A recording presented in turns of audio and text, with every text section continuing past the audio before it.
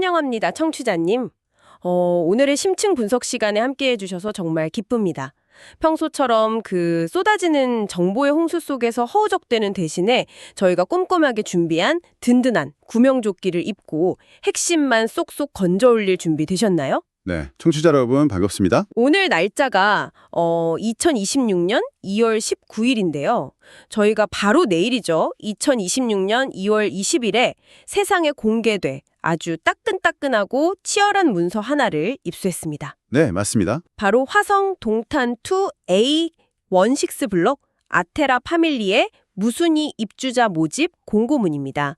혹시 예전 이름이 더 익숙하신 분들이라면 어울림 파밀리에라고 기억하실 수도 있겠네요. 네, 이 문서를 딱 보면 다들 비슷하실 겁니다. 까만 건 글씨고 하얀 건 종이구나 싶으실 텐데요. 맞아요. 수십 장짜리 복잡한 부동산 공고문이잖아요. 도대체 어디서부터 읽어야 할지 막막하시죠?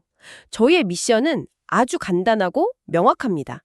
이 복잡한 법률 용어와 숫자들 속에서 청취자님이 꼭 알아야 할 핵심만, 그리고 그 이면에 숨겨진 진짜 의미만 완벽하게 뽑아드리는 겁니다. 네, 이번 자료 파헤치기 시간은 단순히 이런 아파트가 분양을 합니다 하고 안내하는 시간이 절대 아닙니다. 본격적인 이야기에 앞서서 이 문서가 왜 그토록 흥미로운지 그 맥락을 먼저 짚어드리고 싶네요. 네, 어떤 맥락이죠? 이 단지는 전체 640세대 규모의 꽤 큼직한 아파트거든요. 그런데 이번 모집 공고문에 나온 물량, 즉 우리가 분석할 대상은 단 1세대뿐입니다. 아, 딱 한 세대요? 네, 정확히 99A 타입 3008동 1103호입니다. 이 단 하나의 공간, 이 하나의 문을 열기 위해 벌어지는 일종의 합법적 보물찾기에 관한 문서인 셈이죠. 야, 640세대 중에 딱 하나라니 진짜 보물찾기네요. 그렇죠. 그리고 이 몇 장 안 되는 PDF 파일은 그저 집을 파는 안내서가 아닙니다. 현재 대한민국의 부동산 규제가 얼마나 촘촘한지, 금융 조건은 얼마나 까다로운지, 그리고 집을 사는 사람이 짊어져야 할 법적 책임이 얼마나 치밀하게 얽혀 있는지를 낱낱이 보여주는 완벽한 축소판입니다. 단 한 세대라니 벌써부터 눈치 싸움이랑 경쟁이 얼마나 치열할지 상상이 가네요. 자, 하나씩 파헤쳐 볼까요? 이 이른바 황금 티켓을 주려면 대체 어떤 자격이 필요한 걸까요? 일단 무순위 청약이니까요. 네, 흔히 시장에서 줍줍이라고 부른 이 제도의 가장 큰 마법은 바로 청약 통장이 필요 없다는 데 있습니다. 가입 기간이라 예치금, 청약 가점 점수가 낮아서 매번 좌절하셨던 청취자님들께는 일단 귀가 번쩍 뜰 소식이죠. 하지만 아무나 이 보물찾기에 참여할 수 있는 건 절대 아닙니다. 네, 맞아요. 공고문을 자세히 들여다보면 모집 공고일인 2026년 2월 20일 현재 경기도에 거주하는 무주택 세대 구성원이라는 아주 명확하고 날카로운 허들이 존재하더라고요. 참고로 외국인은 주민등록법상 세대원으로 인정되지 않아서 청약 자체가 불가능하고요. 맞습니다. 방금 말씀하신 그 거주와 무주택이라는 평범해 보이는 단어들 뒤에 숨겨진 세밀한 규정들이야말로 이 문서의 진짜 묘미이자 함정입니다. 어떤 함정에 숨어 있나요? 특히 해외 체류자 관련 규정을 꼼꼼히 뜯어보면 아주 흥미롭고 엄격하거든요. 공고문은 신청자의 출입국 사실 증명서를 요구하는데요. 만약 해외 체류 기간이 연속해서 90일을 초과했다면 어떻게 될까요? 아예 자격이 안 되는 건가요? 네, 우리 법은 이 사람을 국내 거주자로 인정하지 않습니다. 즉, 청약 신청 자격이 아예 박탈되는 겁니다. 더 무서운 조항도 있습니다. 더 무서운 거요? 입국하고 나서 7일 이내에 동일한 국가로 다시 출국하면 한국에 잠깐 들어왔음에도 불구하고 계속 해외에 있었던 것으로 간주해버립니다. 꼼수를 쓰지 말라는 거죠. 와, 진짜 깐깐하네요. 물론 90일 이내에 단기 출장이나 짧은 여행은 전혀 문제가 되지 않습니다. 잠깐만요. 그럼 일 때문에 어쩔 수 없이 해외에 오해 나가 있는 분들은 정말 억울하지 않겠습니까? 자의로 나간 것도 아니고 회사에서 가라고 해서 간 걸 텐데요. 아주 예리한 지점이십니다. 당연히 억울한 사람들이 생길 수 있죠. 그래서 공고문에도 예외 조항을 마련해두긴 했습니다. 세대원 중 주택 공급 신청자 본인만 생업에 직접 종사하기 위해 단신 부임으로 국외에 체류하는 경우는 아주 예외적으로 국내 거주로 인정해 줍니다. 아, 다행이네요. 예외가 있긴 하군요. 그런데 문제는 이 예외를 인정받기 위한 과정이 결코 호락호락하지 않다는 겁니다. 단순히 저 일하러 간 거예요 라고 말로 해선 안 됩니다. 파견 명령서나 재직 증명서, 엄청난 증빙을 요구하거든요. 서류 준비가 엄청나겠네요. 네, 만약 해당 국가에서 발급받은 서류라면 그냥 내면 안 되고 반드시 번역 공증까지 첨부해야 합니다. 와, 번역 공증이요? 해외에서 일하는 것도 서러운데 서류 준비하다가 지인이 다 빠지겠네요. 게다가 제가 공고문 읽으면서 제일 기가 막혔던 부분이 있어요. 어떤 부분이죠? 혼자 갔다는 걸 증명하려고 한국에 남아있는 배우자나 다른 세대원들이 그 나라에 가지 않았다는 것까지 증명해야 하잖아요. 네, 그렇죠. 그것도 출입국 사실증명서를 뗄 때 옵션에서 상세를 선택하고 출력 여부를 반드시 영문 Y로 설정해서 제출하라고 아예 못을 박아놨더라고요. 아니 무슨 컴퓨터 프로그래밍 코드 짜는 것도 아니고 행정 서류 때는 옵션값 하나까지 이렇게 지정해 놓나요? 하하, 네. 그만큼 부정 청약을 막기 위해 그물망을 아주 촘촘하게 짜놓은 것이죠. 한 치의 오차도 허용하지 않겠다는 국가의 깐깐함이 돋보이는 대목입니다. 좋습니다. 그럼 거주 요건은 그렇다 치고 제가 이 문서에서 제일 놀랐던 또 다른 파트가 바로 무주택 기준입니다. 상식적으로 생각해보면 내 명의로 된 집이 없으면 그냥 무주택이잖아요. 보통은 그렇게 생각하시죠. 그런데 서류를 보니까 이게 무슨 복잡한 퍼즐 맞추기 같더라고요. 청취자님, 여기서 제가 이 복잡한 법률 용어를 아주 쉽게 풀어드릴게요. 서류에 보면 직계존속이라는 말이 자주 나오는데 이건 쉽게 말해 부모님이나 조부모님을 의미합니다. 네, 정확합니다. 공고문에 따르면 나와 같은 세대에 속한 60세 이상의 부모님이 주택을 소유하고 계시다면 놀랍게도 청약자인 나는 무주택자로 인정을 받습니다. 60세 이상 부모님의 집은 내 집이 아니다라는 아주 독특한 예외 조항인 거죠. 훌륭한 설명입니다. 부동산 법령에서 무주택의 세계는 현실의 상식과는 조금 다르게 작동하죠. 이 외에도 주택을 소유하지 않은 것으로 간주해주는 구체적이고 까다로운 예외 상황들이 꽤 많습니다. 예를 들면 어떤 게 있나요? 예를 들어 20제곱미터 이하의 초소형 주택이나 분양권을 단 1호만 소유한 경우는 집이 없는 것으로 쳐줍니다. 오, 추수용은 봐주는군요. 또 하나 재미있는 건 공부상 주택이라는 개념인데요. 쉽게 말해 서류상, 즉 건축물 대장 같은 공적인 장부상으로는 주택으로 되어 있지만 실제로는 낡아서 도저히 사람이 살 수 없는 폐가를 소유한 경우가 있습니다. 아, 시골에 있는 낡은 빈집 같은 거요? 맞습니다. 이런 경우 부적격 통보를 받은 날부터 3개월 이내에 그 집을 철거시키면, 즉 멸실시키면 무주택으로 구제해 줍니다. 본인의 사망이 이 수많은 예외 퍼즐 조각 중 어디에 들어맞는지 정확히 파악하는 독해덕이 필수적인 이유입니다. 정말 아는 만큼 보이는 세계네요. 청취자님들도 만약 이게 집인가 싶은 애매한 주택이나 폐가를 소유하고 계시다면 공고문 7번 항목의 참고사항을 꼭 돋보기 들고 꼼꼼히 살펴보셔야겠습니다. 자, 그럼 이 깐깐한 거주 요건과 무주택 조건을 모두 통과했다고 치겠습니다. 네, 이제 실전이죠. 이제 언제, 어떻게 신청해야 할까요? 여기서부터 심박수가 올라가는 타임 어택이 시작됩니다. 달력 잘 보셔야 해요.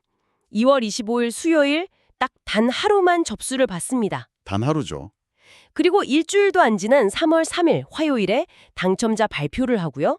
그 다음 주 3월 11일부터 13일까지가 바로 계약일입니다. 정말 숨 돌릴 틈도 없이 몰아치는 일정이에요. 그렇습니다. 그야말로 속도전입니다.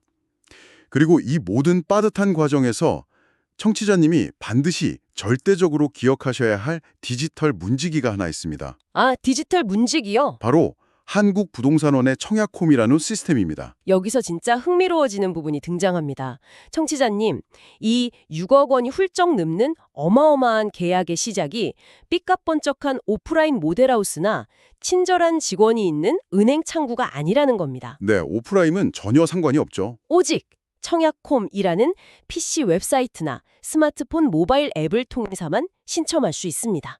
현장에 찾아가서 종이 서류 내미는 현장 접수는 절대, 네버 불가능합니다. 맞습니다.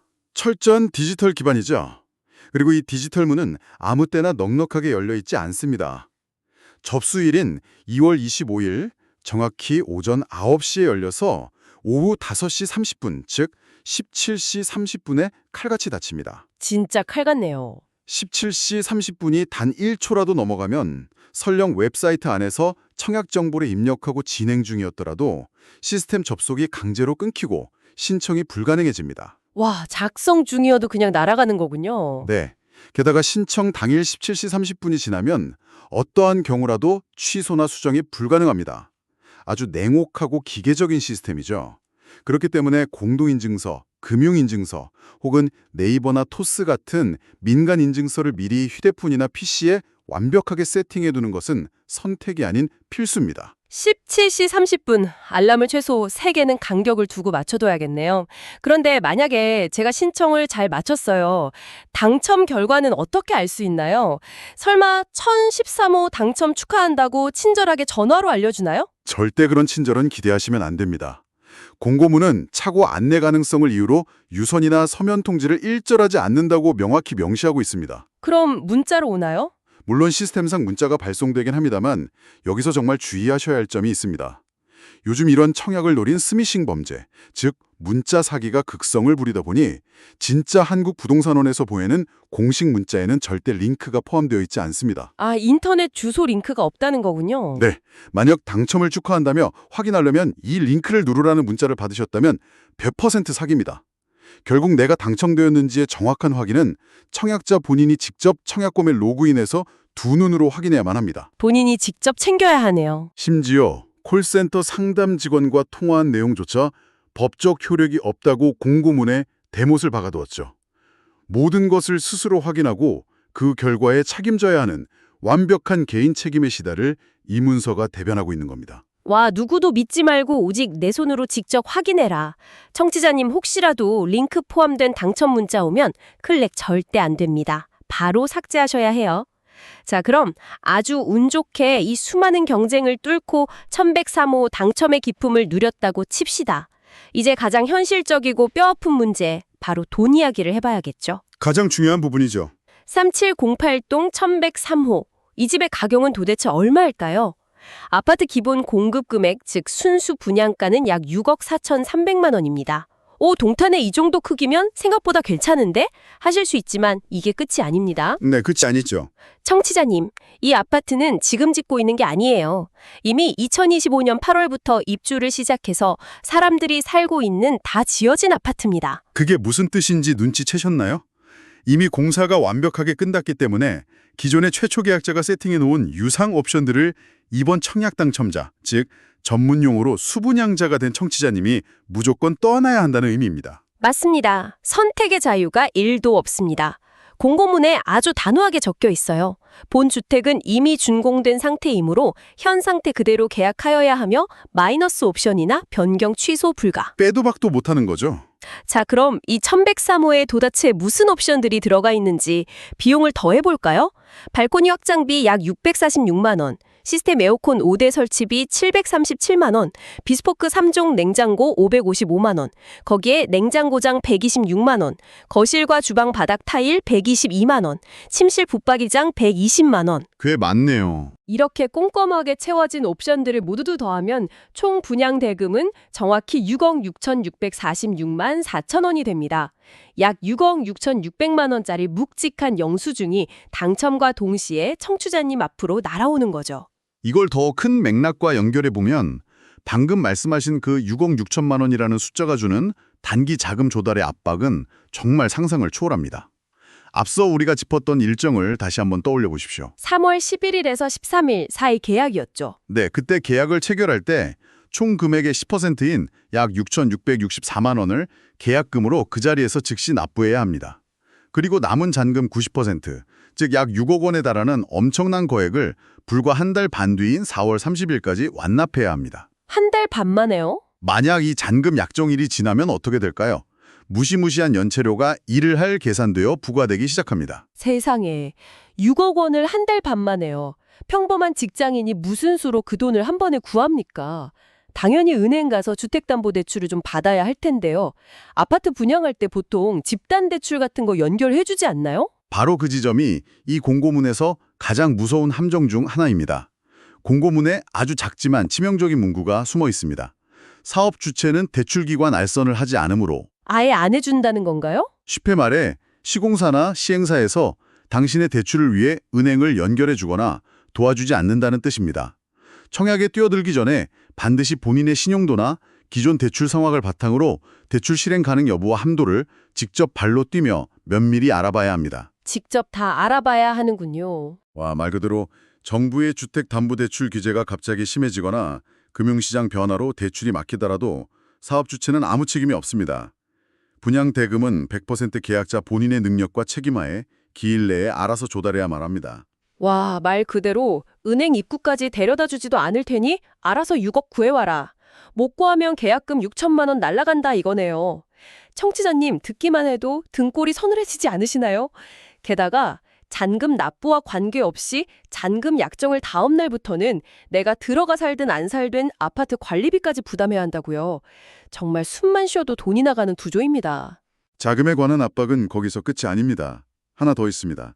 해당 지역인 화성시의 규정에 따라 당첨자는 계약 체결일로부터 30일 이내에 부동산 거래 신고라는 것을 관할구청에 의무적으로 해야 합니다. 신고 서류도 내야 하는군요. 네, 이때 단순한 신고가 아니라 자금 조달 계획서와 입주 계획서를 함께 제출해야 하죠. 즉 국가가 묻는 겁니다. 당신 이 6억 6천만 원 도대체 어디서 났어? 예금이야? 주식 판 돈이야? 대출이야? 아니면 누구한테 빌렸어? 꼬치꼬치 캐묻는 거네요. 당신의 자금 출처를 아주 투명하게 증명하라는 압박입니다. 만약 신고를 거부하거나 서류를 대충 내면 상당한 과태료를 물게 됩니다. 자금력뿐만 아니라 행정적인 투명성까지 완벽하게 준비되어 있어야만 이 황금 티켓을 온전히 내 곳으로 만들 수 있는 겁니다. 와, 그냥 기도해서 운 좋게 당첨된다고 끝나는 게 절대 아니었네요. 현금 흐름부터 대출 규제, 그리고 행정 절차까지 꿰뚫고 있어야 하는 이건 뭐 종합예술이나 다름없습니다. 자, 그럼 어찌어찌 이 모든 과정을 통과해서 6억 6천만 원을 다 냈다고 칩시다. 네, 다 냈다고 가정해보죠. 숨겨진 권리관계를 파헤쳐보겠습니다. 이 아파트 전매 제한, 즉 남에게 돈을 받고 파는 권리에 대한 제한은 최초 당첨자 발표일이었던 2022년 12월 14일을 기준으로 3년이 적용되었습니다. 네, 지금 시점에서는 이미 그 3년이 지났죠. 그러니까 합법적으로 팔 수는 있습니다. 하지만 실거주 의무 5년이라는 아주 무겁고 단단한 족쇄가 여전히 걸려있죠. 여기서 주목할 만한 흥미로운 점은 그 무시무시한 실거주 의무 5년 조항 안에 숨겨진 작지만 아주 강력한 반전, 바로 유예 기간입니다. 아, 유예 기간이요? 이 아파트는 분양가 상한제가 적용된 주택이라 투기 방지를 위해 당첨자가 5년간 직접 거주해야 하는 것은 법적으로 맞습니다. 하지만 최근 법 개정으로 인해 최초 입주 가능일이었던 2025년 8월 1일로부터 최대 3년까지는 입주를 유예할 수 있다는 아주 중요한 디테일이 공고문에 명시되어 있습니다. 아, 제가 무슨 말인지 딱 알겠습니다. 그러니까 아까 한 달 반 만에 6억 원을 구해야 한다고 했잖아요. 당장 대출이 안 나오거나 내 수중에 돈이 부족하면 일단 내가 직접 안 들어가고 전세를 한 바퀴 돌려서 그 세입자에게 받은 전세 보증금으로 건설사에 잔금을 치를 수 있는 숨통이 튀어 있다는 거군요. 아주 정확한 해석입니다. 당장 전액을 현금으로 동원하지 못하더라도 3년이라는 합법적인 유예 기간을 활용해 자금을 융통할 수 있는 우회로가 존재하는 셈이죠. 이건 정말 꿀팁이네요. 하지만 잊지 말아야 할 것은 3년 뒤에는 세입자를 내보내고 본인이 반드시 들어가서 남은 기간 동안 거주를 채워 궁극적으로 5년 실거주를 완성해야 한다는 점입니다. 철저한 장기적인 자금 및 거주 계획이 필수적입니다. 그렇군요. 결국엔 들어가 살아야 하는 거네요. 자, 그리고 이제 이 공고문의 대미를 장식하는 아주 중요하지만 많은 분들이 끼알 같은 글씨라며 대충 넘기는 부분이 있습니다. 바로 문서 맨 뒤에 있는 특약사항입니다. 특약사항이요. 거긴 보통 그냥 패스하지 않나요? 청취자님, 이 아파트의 매도인, 즉 서류상 이 집을 파는 주인이 누군지 아십니까? 아파트 외벽에 적힌 태영건설, 금호건설 아닙니다. 매도인 겸 수탁자는 KB부동산 신탁입니다. 네. 아파트 벽에는 브랜드 이름이 대문짝만하게 붙어 있을 텐데 서류상 주인은 건설사가 아니라 신탁사라고요? 네, 이것이 바로 수백억 수천억이 오가는 현대 부동산 개발의 복잡한 구조인 관리형 토지 신탁 사업이라는 겁니다. 이름이 좀 어렵죠? 네, 엄청 생소하네요. 간단히 비유하자면 신탁사는 철저하게 돈만 관리하면 거대한 금고 역할을 하는 겁니다. 건설사는 집을 짓고 돈 관리는 안전하게 제3자인 신탁사가 하는 구조죠. 그래서 공고문 특약제 2조를 보면 아주 단호하게 적혀 있습니다. 뭐라고 적혀 있나요? 매수자는 신탁사를 상대로 하자보수를 청구할 수 없고 모든 하자보수의 책임은 시공사에게 있다. 즉, 나중에 입주해서 집에 물이 새거나 벽이 갈라지면 서류상 매도인이 신탁사에 전화해서 따져봐야 아무 소용이 없고 실제로 집을 지은 건설사 고객센터를 쫓아다녀야 한다는 뜻입니다. 아하, 철저하게 나뉘어 있군요. 반면 분양대금 반환이나 정산 같은 돈에 관련된 굵직한 책임은 위탁자인 건설사들에게 있습니다. 와, 책임이 완전히 무자루듯 쪼개져 있네요. 돈 관리는 금고인 신탁사가, 집수리는 망치든 건설사가. 그럼 돈 낼 때 진짜 조심해야겠네요. 그렇기 때문에 수분양자, 즉 당첨된 청취자님은 수억 원의 분양대금을 반드시 공고문에 기재된 신탁사 경위의 분양대금 수납계좌로만 정확히 무통장 입금이나 계좌이체 방식으로 넣어야 합니다. 만약에 실수로 엉뚱한 데 넣으면요. 만약 건설사 직원 개인에게 주거나 다른 이름의 계좌로 보내면 유효한 납부로 인정받지 못해 최악의 경우 전 재산을 날릴 수도 있습니다. 이 무서운 부동산 계약의 뼈아픈 진리가 바로 이 조그만 특약사항에 담겨 있는 것입니다. 그래서 이게 다 청취자님께 어떤 의미가 있을까요? 오늘 우리가 현미경 들이대듯 해보한 이 공고문은 단신한 집 안내서나 상품 팸플릿이 아닙니다. 이 문서는 지금 청취자님께 이렇게 묻고 있는 겁니다. 당신은 2달도 안 되는 시간 안에 6억 원이 넘는 거금을 깔끔하게 조달하고 그 출처를 증명할 자본력이 있습니까? 그 까다로운 무주택 요건과 거주 요건을 법적으로 한치의 오차 없이 증명할 수 있습니까? 아주 날카로운 질문이네요. 그리고 책임이 산산조각난 이 복잡한 신탁 계약의 리스크를 온전히 이해하고 감당할 수 있습니까? 한마디로 자본주의 사회에서 자산가로 발돋움하기 위해 반드시 치러야 하는 무자비한 종합 독해력 시험지 같습니다. 이 지점은 아주 중요한 질문을 던지게 하죠. 공고문 초반에 우리가 깊게 다루었던 그 엄격한 90일 초과 해외 체류 시 국내 거주 불인정이라는 규정을 다시 한번 생각해 보십시오. 청취자 여러분, 지금 우리는 노트북 하나와 와이파이만 있으면 발리의 해변에서도 뉴욕의 카페에서도 업무를 볼 수 있는 디지털 유목민이 폭발적으로 늘어나는 시대를 살고 있습니다. 맞아요. 제 주변에도 꽤 많거든요. 의미가 그 어느 때보다 옅어지는 현대사회죠. 하지만 놀랍게도 국가의 주택정책, 즉 국민에게 안정적인 보금자리를 제공하는 기준은 여전히 물리적이고 지리적인 연속거주라는 20세기의 낡은 전통적 잣대에 단단히 머물러 있습니다. 우리가 물리적으로 특정 땅덩어리 위에 존재하는지가 진정한 사회적 소속을 결정하는 걸까요? 아니면 미래의 주거복지와 청약제도는 당신이 물리적으로 어디에 있든 이 국가 경제와 공동체에 얼마나 기여하고 있는지를 바탕으로 완전히 새롭게 정의되어야 하는 걸까요? 야, 진짜 생각해보게 되네요. 법과 제도는 항상 기술의 발전과 삶의 방식을 뒤늦게 쫓아가기 마련입니다만 오늘 우리가 본 이 문서와 현실 사이의 간극이 던지는 화두는 꽤 무겁고 와, 딱딱하게 그지없는 부동산 공고문 하나에서 시작해서 우리 삶의 방식과 미래 주거 정책에 대한 철학적인 질문까지 도달하다니 역시 심층 분석다운 통찰력 넘치는 마무리네요. 청취자님, 오늘 저희가 마지막으로 던져드린 이 질문, 오늘 하루 커피 한잔 하시면서 곰곰이 생각해 보시는 건 어떨까요? 복잡한 정보의 늪에서 핵심만 명쾌하게 건져 올린 오늘 시간이 청취자님의 투자 결정뿐만 아니라 세상을 바라보는 시야에 큰 도움이 되었기를 바랍니다. 그럼 저희는 다음 자료 파헤치기 시간에서 더욱 새롭고 흥미롭고 놀라운 문서를 들고 다시 찾아오겠습니다. 오늘 끝까지 함께해 주셔서 감사합니다.